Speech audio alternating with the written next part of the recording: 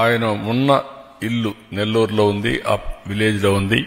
ఆ విలేజ్ ను కూడా మీరు కొంతమంది ముందుకు వచ్చారు, మేమే కొంటామంటున్నారు.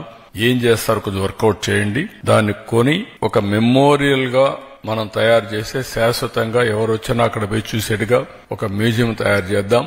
ఒకవేళ ఆయన వాడిన వస్తువులు గాని ఏవైతే ఆ యొక్క ఎవిడెన్స్ ఉన్నాయో అవన్నీ కూడా అక్కడ పెట్టి ప్రజలకు స్ఫూర్తినిచ్చే విధంగా ముందుకు పోతాం. అక్కడ బకింగ్హామ్ కెనాల్ కి ఒక బ్రిడ్జ్ కావాలన్నారు, హై లెవెల్ బ్రిడ్జ్. 27 కోట్లు అవుతుంది, ఎప్పుడో శాంక్షన్ చేశాను. మళ్ళా వీళ్ళు క్యాన్సిల్ చేసే పరిస్థితికి వచ్చారు. ఇమ్మీడియట్ గా దాన్ని డబ్బులు శాంక్షన్ చేసి హై లెవెల్ బ్రిడ్జ్ కూడా పూర్తి చేస్తాం. అదే మరిగా కూడా ఒక ప్రైమరీ హెల్త్ సెంటర్ కి ఆర్థిక సహాయం చేయమన్నారు, అది కూడా ఇమ్మీడియట్ పెట్టి one of the best primary health centre అక్కడ కట్టిస్తాం.